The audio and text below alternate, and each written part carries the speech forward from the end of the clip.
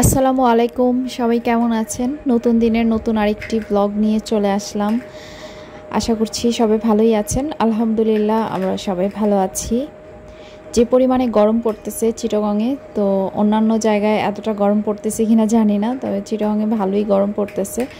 সকাল থেকে একদম ঝলমলে রোদ উঠে গেছে। আমার সকাল অনেক আগেই একবার হয়েছে, এখন আবারও সকাল হলো। এখন বাজে ঘড়িতে সকাল 10:30। তো আমার হাজব্যান্ড তো 9:30তেই অফিসে চলে গিয়েছে।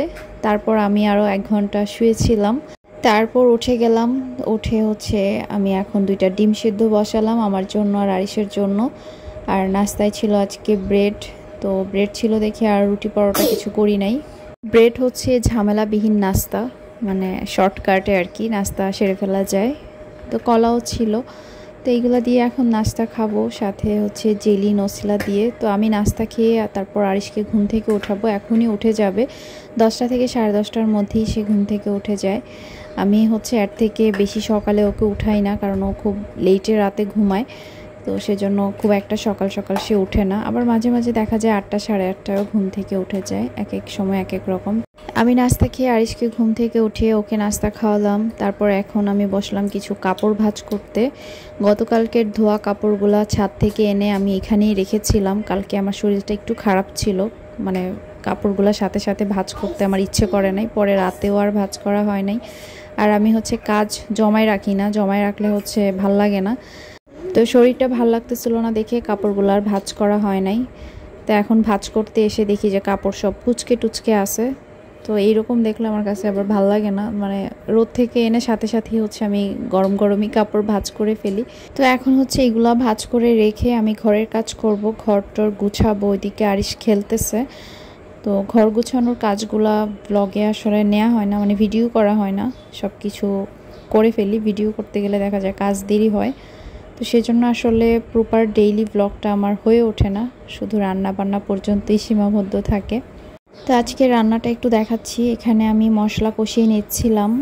এই মশলাটা কষানো হচ্ছে চাল কুমড়া তরকারির জন্য। আজকে আমি চাল কুমড়া রান্না করব মসুরের ডাল দিয়ে, যেভাবে লাউ ডাল আমি রান্না করি, মানে লাউ ডাল দিয়ে যেভাবে রান্না করি ওইভাবেই চাল কুমড়াটা রান্না করব।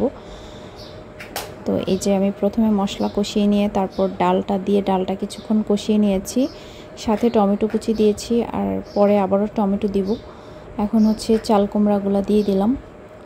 চাল কুমড়া কিন্তু লাউ থেকেও মজা, যেটা খেয়ে মানে মনে হলো আর কি। চাল কুমড়া কিন্তু যে কোনো কিছু সাথে রান্না করলেই ভাল লাগে, ভাজি মাছ দিয়ে বা অন্য যে কোনো নিরামিষ সবজির মতো করলেও ভাল লাগে। আর এখানে আমি চাল কুমড়াটা কষানোর পর প্রেসারে দিয়ে দিয়েছি। তো এখন আমি ঢাকনাটা খুলে দেখব কতটুকু সেদ্ধ হয়েছে, সেজন্য আমি গ্যাসটা বের করে নিচ্ছিলাম আর কি। তো তারপর এখানে আমি এখন কলিজা ভুনা করব। মুরগির বেশ কিছু কলিজা জমে আছে। মুরগির কলিজা তরকারির সাথে দিলে কেউই খায় না, আমারও পছন্দ না, আর এসও খেতে চায় না, ওর বাবাও খায় না। তো মুরগির কলিজাগুলো আমি জমায় রাখি, জমিয়ে তারপর কুচি কুচি করে আলু দিয়ে ভুনা করি। এই ভুনাটা ভাতের সাথে খেতেও ভালো লাগে। তারপর এটা দিয়ে আমি কলিজা সিঙ্গারাও বানাই। তো আজকেরটা ভাতের সাথেও খাবো, তারপর কলিজা সিঙ্গারাও বানাবো। তো এই যে মুরগির কলিজাগুলো ছোট ছোট পিস করে ভালো করে ধুয়ে এখন মশলার মধ্যে দিয়ে ভালো করে কিছুক্ষণ এটাকে কষিয়ে নিব। মশলার মধ্যে একটু ভালো করে কষাতে হবে, কারণ মুরগির কলিজাতে একটু স্মেল থাকে, যেটা তরকারি রান্না করলে ওই স্মেলটা থেকে যায়, কেমন জানি লাগে খেতে। কিন্তু এইভাবে ভুনা করলে খুবই ভালো লাগে, ওই যে একটা স্মেল থাকে ওইটা আর লাগে না আর কি। ভালো করে কষানোর পর তারপর এখানে আমি আলু কুচি দিব। একসাথে আলু কুচি দিয়ে দিলে কলিজার ভেতরে মশলাটা ভালোভাবে যাবে না, আলু থেকে পানি ছেড়ে সাদা সাদা হয়ে যাবে। আর এদিকে চাল কুমড়া সেদ্ধ হয়ে গেছে। এখন এটাকে আমি পাতিলে ঢেলে নিব। তো পাতিলে ঢেলে নিয়ে এর মধ্যে এখন দিয়ে দিলাম কাঁচামরিচ, আরও কিছু টমেটো। বেশ মজা হয়েছিল এই তরকারিটা। তারপর এখানে এখন আমি ধনেপাতা দিয়ে চুলার হিটটাকে একদমই লোতে করে কিছুক্ষণ চুলায় বসায় রাখবো। তরকারি আমার হয়ে গেছে অলরেডি। এটা রান্না করতে কিন্তু অনেকক্ষণ টাইম লাগতো, আমি এই জন্যই প্রেসারে দিয়ে দিয়েছি, তাড়াতাড়ি হয়ে গেছে। তো বেশি করে ধনেপাতা কুচি দিয়ে দিলাম। আর এদিকে আমি কলিজাটা কষিয়ে নিচ্ছি। তো একটু মাছ তরকারিও রান্না করব। আর এখন দিয়ে দিচ্ছি আলু কুচি। কলিজাগুলো কিন্তু কষানোর মধ্যেই হয়ে গেছে, আর আলু সেদ্ধ হতে বেশিক্ষণ টাইম লাগবে না। তারপর এখানে আমি ইউজ করব কাঁচামরিচ কুচি। তো এইটা দিয়ে আমি সিঙ্গারাও বানাবো, তো সেজন্য কাঁচামরিচটা কুচি করে দিব।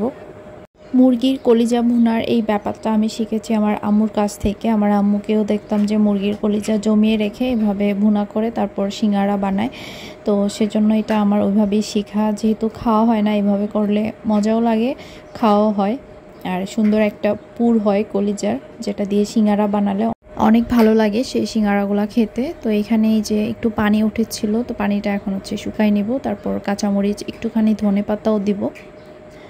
হয়ে গেছে রান্না বান্না। মাছ তরকারিটা আমার আগেই রান্না হয়ে গেছে, ওইটার ভিডিও করা হয় নাই। আর এখানে অল্প একটু ধনেপাতা দিলাম, কাঁচামরিচ কুচিও বেশি দিই নাই, অল্প করেই দিয়েছি। আর চাল কুমড়া তরকারি হয়ে গেছে। তো এই ছিল আর কি আজকের রান্না বান্না। মুরগির কলিজাটা এভাবে করে খেয়ে দেখবেন, ভালো লাগবে। যারা বিশেষ করে মুরগির কলিজা খেতে পছন্দ করে না, তারাও এটা খুব পছন্দ করবে। আর এই ছিল মাছের তরকারি। তারপর এখন হচ্ছে আমি কিছু সিঙ্গারা বানাবো, অল্প করেই ডো তৈরি করে নিয়েছি। আর হচ্ছে আমরা ভাতের সাথেও খেয়েছিলাম, আর বাকিটা দিয়ে হচ্ছে এখন আমি সিঙ্গারা বানিয়ে ফেলবো। তো এই তো বানানোটা আর পুরোটা দেখালাম না। তো এই যে আমার সিঙ্গারাগুলো হয়ে গেছে, যেটুকু পুর ছিল ওই কটাই হয়েছে সিঙ্গারা, একদম সমান সমান। তো এইগুলোকে এখন আমি ফ্রিজে রেখে দিব, তারপর সন্ধ্যায় আমরা নাস্তায় খাবো আর কি। সিঙ্গারার ডোয়ের মধ্যে আমি দিয়েছিলাম কালো জিরা। কালো জিরার ফ্লেভারটা সিঙ্গারাতে ভাল লাগে, তবে আমার আরিশ কালো জিরা একদমই পছন্দ করে না। সেদিন কিসের মধ্যে দিয়েছিলাম, ওই যে কড়াইশুঁটির কচুরির মধ্যে একটু কালো জিরা দিয়েছিলাম, তো সেটা হচ্ছে সে পছন্দ করে নাই। কালো জিরা কামড় পড়লে হচ্ছে মুখ থেকে ফেলে দেয়। তারপর একটু আইসক্রিম খেতে বসলাম। মাথাটা অনেক বেশি ধরা ছিল, আইসক্রিমটা খাওয়ার পর অনেক রিল্যাক্স লাগলো। আর এই হচ্ছে সেভয়ের ললিটা আসলে অনেক মজার। তারপর এখন একটু আনারস কেটে নিচ্ছি, ও আনারস নিয়ে আসছিল। তো আজকের এই পর্যন্তই, আল্লাহ হাফেজ।